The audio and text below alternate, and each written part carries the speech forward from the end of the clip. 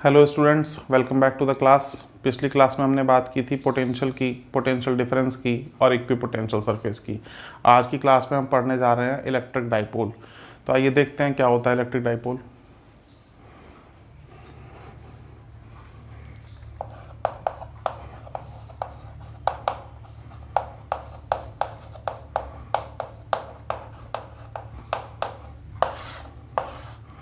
Dipole, die मतलब to और पोल मतलब एंड्स। कोई भी ऐसी चीज़ इसके दो एंड्स होते हैं उसको हम बोलते हैं डाइपोल। फॉर एग्जांपल मेरे हाथ में एक चौक है, इसके दो एंड्स हैं, एक ऊपर वाला एंड एक नीचे वाला एंड। तो ये क्या है? ये एक तरह का डाइपोल है। अगर आपके पास पेन है तो उस पेन में भी दो एंड्स हैं, वो भी क्या है? डाइपोल। सड़क पे जो ये बिजली के खंभे लगे हुए हैं इनके भी दो एंड्स हैं, ये भी एक तरह के डाइपोल हैं। इवन कोई ह्यूमन बीइंग, उसके भी दो एंड्स होते हैं, तो वो भी एक तरह का डाइपोल है। लेकिन हमें यहाँ पे डाइपोल की बात नहीं करनी, हमें बात करनी है इलेक्ट्रिक डाइपोल की। तो इलेक्ट्रिक डाइपोल क्या है? अगर किसी डाइपोल पे इलेक्ट्रिक शब्द आ गया मतलब चार्ज की बात कर रहे हैं। यानी कि अगर किसी डाइपोल में हम दो इक्वल और अपोजिट चार्जेस अरेंज कर देते हैं तो इस अरेंजमेंट को हम कहते हैं इलेक्ट्रिक डाइपोल। एक किनारे पे जितना नेगेटिव, दूसरे किनारे पे ठीक उतना ही पॉजिटिव। ये डाइपोल का सेंटर O और सेंटर से एक तरफ की लेंथ L, सेंटर से दूसरी तरफ की length L, total length 2L। इस अरेंजमेंट को हम कहते हैं इलेक्ट्रिक डाइपोल। तो डिफाइन कर सकते हैं, the arrangement of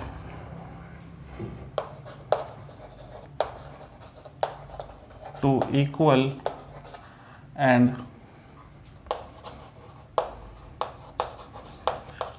opposite charges at a small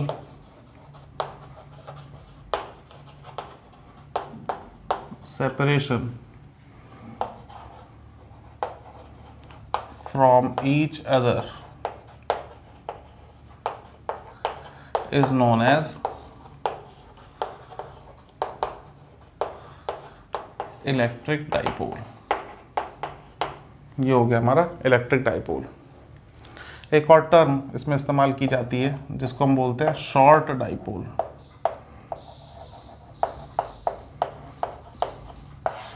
या इसी को हम कह देते हैं आइडियल इलेक्ट्रिक डाइपोल। अगर डाइपोल के लिए ये चार्ज जो है इसका ये लार्ज हो जाता है और इसकी लेंथ स्मॉल हो जाती है, स्मॉल या वेरी स्मॉल, तो इस तरह के डाइपोल को हम बोलते हैं आइडियल डाइपोल या शॉर्ट डाइपोल।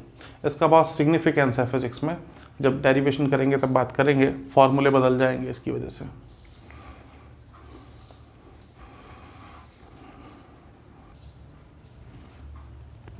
नेक्स्ट टॉपिक हमारा आता है electric dipole moment.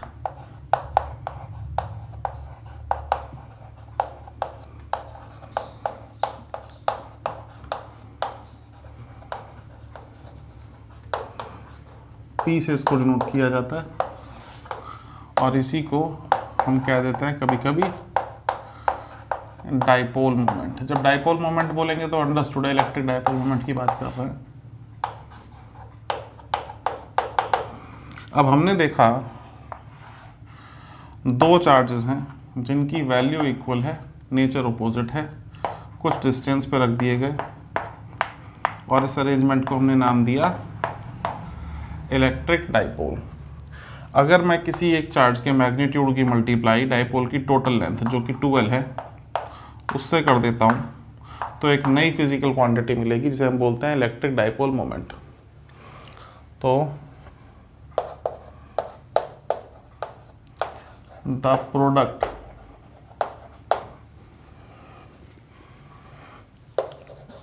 of either charge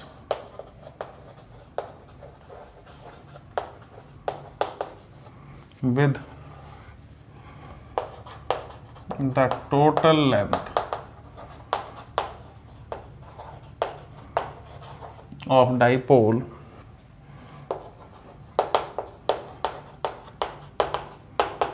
is known as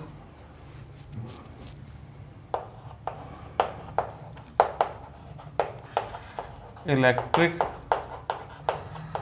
dipole moment.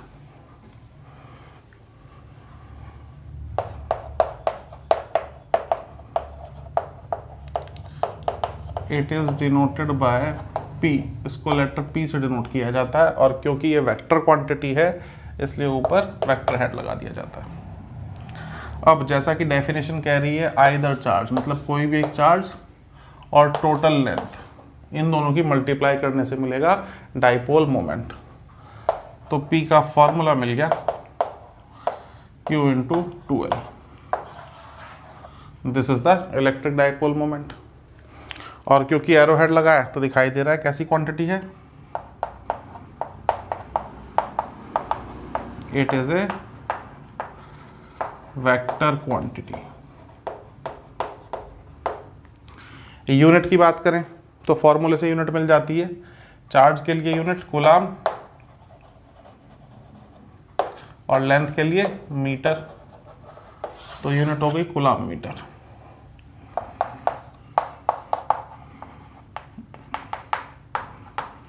It's ऐसा यूनिट इज कूलाम मीटर।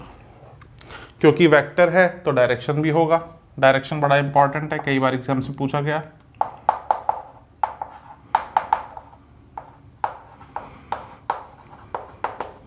हमेशा नेगेटिव से पॉजिटिव डायरेक्शन होती है इसकी,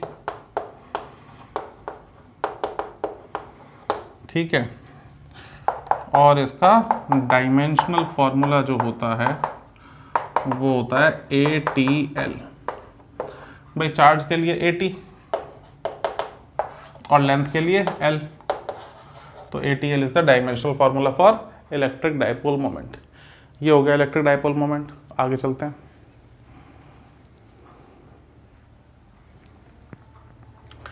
तो अभी हमने सीखा इलेक्ट्रिक डाइपोल क्या होता है और इलेक्ट्रिक डाइपोल मोमेंट क्या होता है। अब हमने इस टॉपिक पे कुछ डेरिवेशंस करने हैं, जैसे कि डाइपोल की वजह से इलेक्ट्रिक फील्ड कितना होगा, डाइपोल की वजह से इलेक्ट्रिक पोटेंशियल कितना होगा। जब इसको इलेक्ट्रिक फील्ड में रखेंगे तो ये रोटेट भी करेगा, और रोटेट करेगा तो ऑब्वियस इस पे लग रहा होगा टॉर्क, वो टॉर्क कितना होगा। जब रोटेट करेगा तो रोटेट करने में कुछ वर्क होगा, वो वर्क डन की वैल्यू कितनी आएगी और इसकी पोटेंशियल एनर्जी कितनी होगी। ये कुछ डेरिवेशंस हमें इस पर डिस्कस करने हैं। तो सबसे पहला derivation, electric field due to electric dipole on its axis. Dipole के एक्सिस पे डाइपोल की वजह से कितना इलेक्ट्रिक फील्ड जनरेट होता है। तो आइए देखते हैं।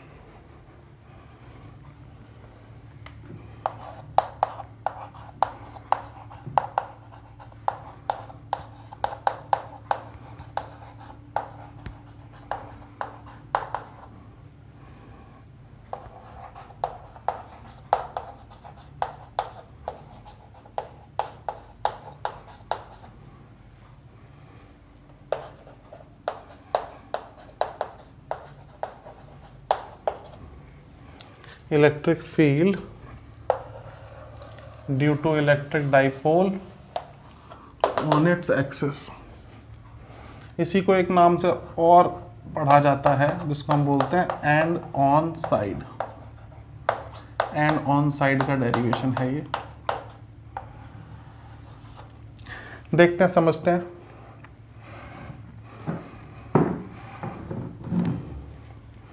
हमारे पास एक डाइपोल है, ये इसका negative charge plus Q, negative Q और ये प्लस Q। ये इसका सेंटर O, सेंटर से एक तरफ की लेंथ L, सेंटर से दूसरे तरफ की लेंथ भी L, टोटल लेंथ 2L, और ये इसका एक्सिस है।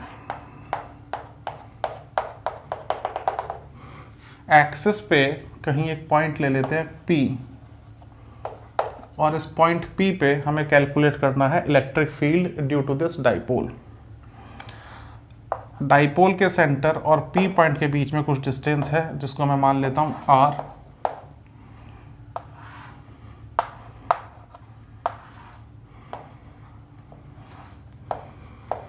और यहाँ P पॉइंट पे हम निकालेंगे electric field.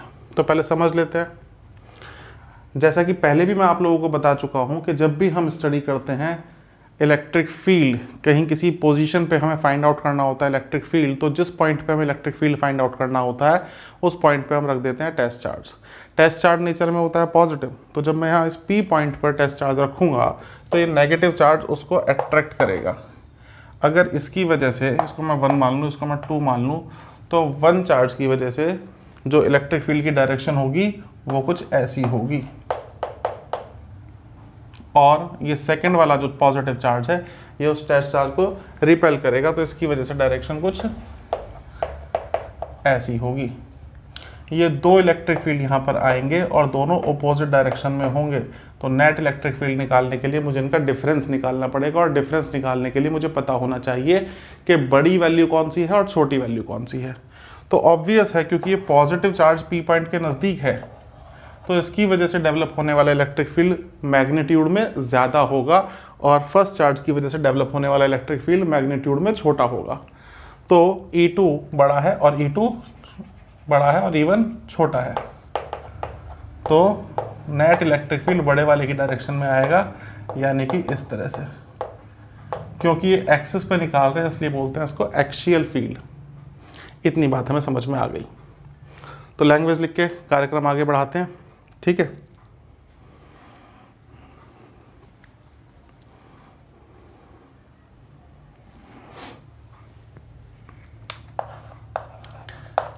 Let us suppose that there is an पहले भी कहा था मैंने आप लोगों से, लैंग्वेज लिखेंगे तो कोई रट्टा लगाने की ज़रूरत नहीं है, जो भी हमारे पास अवेलेबल है उसके बारे में डिस्क्रिप्शन दे देंगे, जो हम फाइंड आउट करना चाहते हैं उसके बारे में डिस्क्रिप्शन दे देंगे, लैंग्वेज कंप्लीट हो जाएगी। तो क्या है हमारे पास एक डाइपोल है जिसका चार्ज है Q, लेंथ है 2L, उसके एक्सिस पे हमें निकालना है इलेक्ट्रिक फील्ड। तो इतनी बात लिखनी है बस। Let us suppose that there is an electric dipole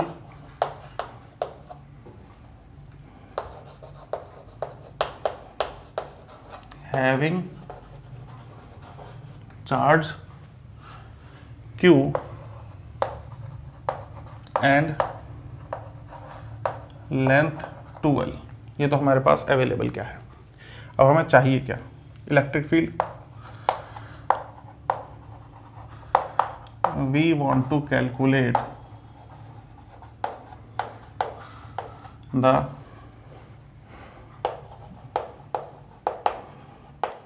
electric field due to this dipole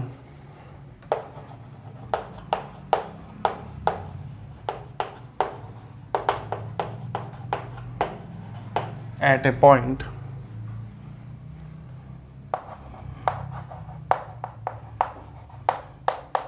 P on its axis। अब ये P पॉइंट कितनी दूर है? ये डाइपोल के सेंटर से R डिस्टेंस पे लोकेटेड है।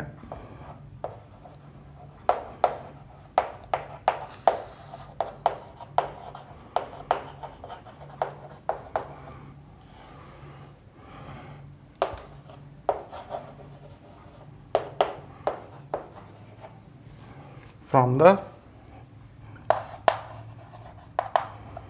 Centre of dipole.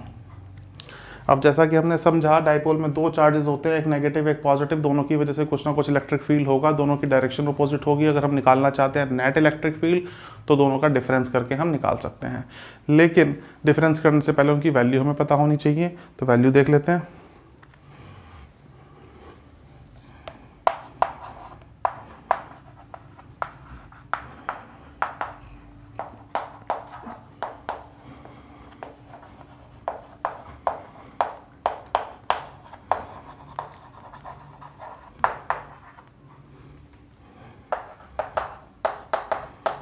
अगर मैंने कहा नेगेटिव चार्ज की वजह से E1 है, तो E1 की वैल्यू कितनी होगी? इलेक्ट्रिक फील्ड का जनरल फॉर्मूला हम जानते हैं, KQ अपॉन डिस्टेंस का स्क्वायर, तो KQ और नेगेटिव चार्ज का डिस्टेंस होगा R प्लस L। अगर याद नहीं आ रहा तो याद दिला दूँ, ये हमारा डाइपोल था, ये नेगेटिव चार्ज, ये पॉजिटिव चार्ज, ये एक्सिस, यहाँ पॉइंट P, ये सेंटर, सेंटर से एक तरफ की लेंथ L, सेंटर से दूसरे तरफ की लेंथ भी L, और ये डिस्टेंस R, P पॉइंट और डाइपोल के सेंटर के बीच का डिस्टेंस R। तो P से सेंटर तक R और उससे आगे L, तो टोटल हो गया R प्लस L। और क्योंकि ये नेगेटिव है तो टेस्ट चार्ज को अट्रैक्ट करेगा, इसकी डायरेक्शन आएगी ऐसे। तो डायरेक्शन भी हम यहाँ दिखा सकते हैं इस तरह से, ये। और इसी तरह से अगर पॉजिटिव चार्ज की वजह से निकालूं तो पॉजिटिव चार्ज की वजह से कितना हो जाएगा, अगर उसको मैं मान लेता हूँ E2, तो KQ अपॉन डिस्टेंस का स्क्वायर, डिस्टेंस सेंटर तक का R, उसमें से L माइनस कर दिया तो बचा ये डिस्टेंस R माइनस L, तो ये होगा R माइनस L का स्क्वायर। डायरेक्शन इस तरफ टुवर्ड्स राइट। ये दोनों फील्ड आ गए। अब जब मैं इन दोनों का डिफरेंस निकालूंगा तो मुझे मिल जाएगा नेट फील्ड।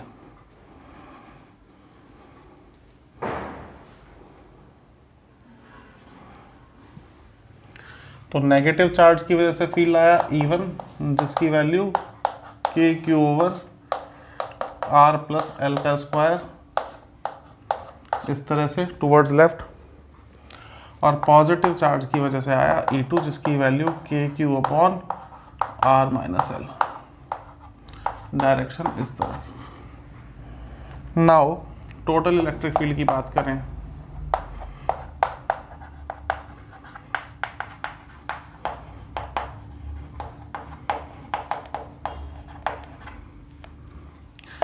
तो E जो है वेक्टर फॉर्म में तो लिखा जाएगा E1 प्लस E2, क्योंकि ये दोनों अपोजिट डायरेक्शन में हैं तो मैग्नीट्यूड वाइज हम लिखेंगे E2 का मैग्नीट्यूड माइनस E1 का मैग्नीट्यूड। और वैल्यूज़ इनके मैग्नीट्यूड की हमारे पास हैं KQ over R minus L का स्क्वायर और KQ over R plus L का स्क्वायर। ठीक है, इसको सॉल्व करके फाइनल वैल्यू मिलने वाली है। KQ कॉमन ले लेते हैं, फर्स्ट टर्म का अंदर बचेगा पार्ट R माइनस L का स्क्वायर और सेकंड टर्म का R प्लस L का होल स्क्वायर। LCM लेके लिखें तो R square minus L square का होल स्क्वायर, इधर आ गया R प्लस L का स्क्वायर और इधर आ गया R माइनस L का स्क्वायर।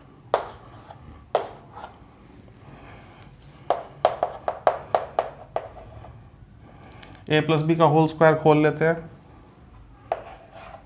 तो R square plus L square plus 2RL, और सेकंड ब्रैकेट खोल लें तो A माइनस बी का होल स्क्वायर यानी कि R square plus L square minus 2RL। Denominator में R square minus L square का होल स्क्वायर,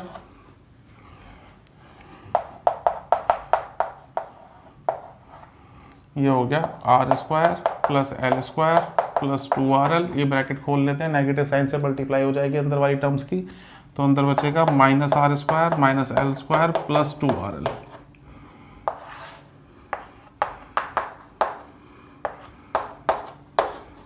R स्क्वायर से R स्क्वायर, L स्क्वायर से L स्क्वायर कैंसिल आउट हो गया।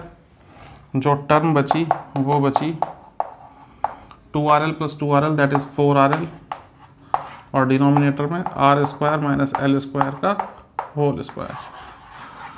ये इसको सिंप्लीफाई करके मेन फार्मूला बनेगा। बोर्ड भर गया तो रब कर देते हैं, फिर कंटिन्यू करेंगे।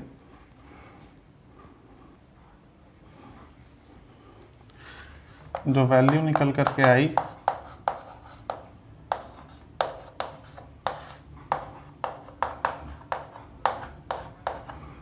अब इसको रीअरेंज करें तो 4 को मैं लिख सकता हूँ 2 इंटू 2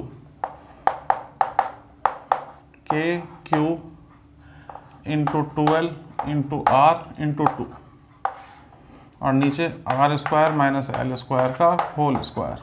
थोड़ी देर पहले जैसा हमने पढ़ा Q इंटू 2L ये टर्म होती है इलेक्ट्रिक डाइपोल मोमेंट, इसको P से डिनोट करते हैं, और ये वेक्टर होती है, इलेक्ट्रिक फील्ड भी वेक्टर है। तो ये हो गया हमारा 2kpr/r² माइनस l² का होल स्क्वायर। ये फॉर्मूला मिल गया हमें एक्सियल फील्ड का। एक्सियल फील्ड मतलब डाइपोल के एक्सिस पे कितना फील्ड होगा। लेकिन ये जनरल फार्मूला, न्यूमेरिकल में हमेशा ये फार्मूला इस्तेमाल होगा ऐसा नहीं है। देखिए, जैसा मैंने कहा था कि शॉर्ट डाइपोल या आइडियल डाइपोल का बड़ा सिग्निफिकेंस है इस चैप्टर में, तो वो क्या करेगा, कैसे फॉर्मूले को पलट देगा। अगर डाइपोल आइडियल है,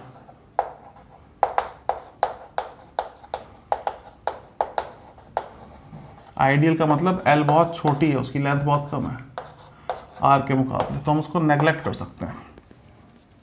सो we may neglect L in comparison to R. तो ई एक्सियल क्या हो जाएगा, 2kpr, नीचे एल स्क्वायर को नेग्लेक्ट कर दें तो ये हो जाएगा हमारा आर स्क्वायर का स्क्वायर मतलब r की पावर 4, और इस r से r की पावर 4 कटेगा तो बचेगा r³, यानी कि ई एक्सियल हमारा निकल करके आया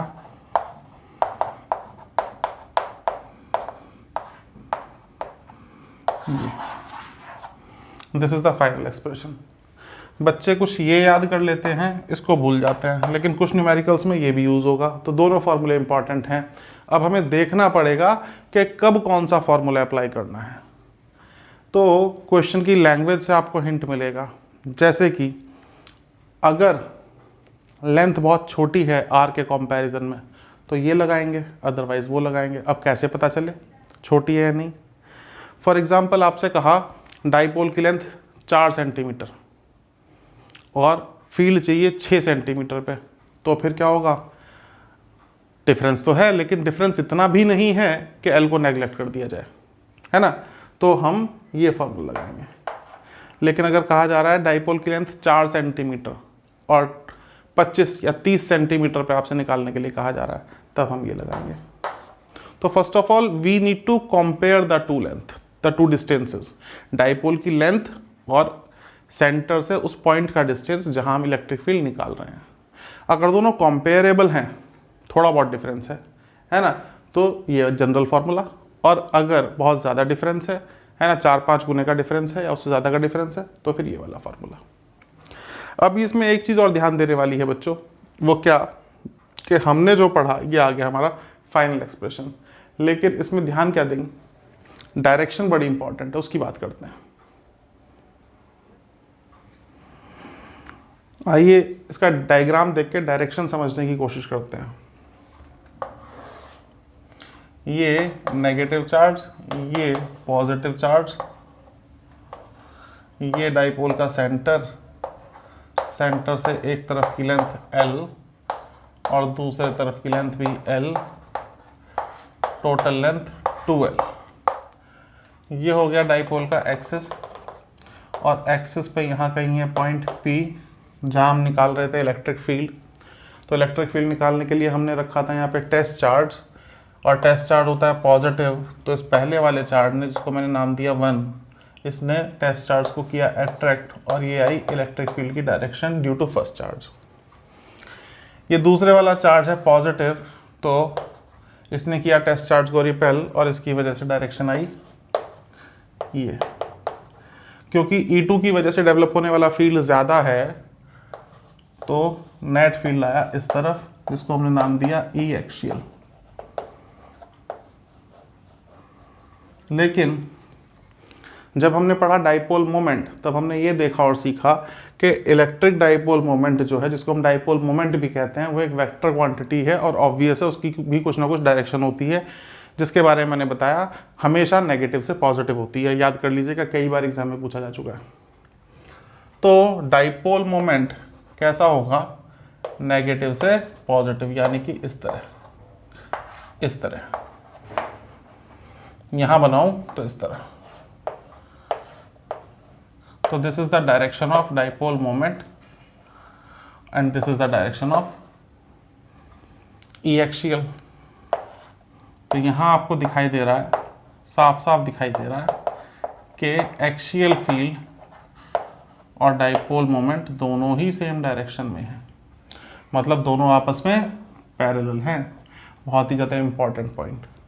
तो यहाँ हम देख सकते हैं, नोट कर सकते हैं कि in case of and on side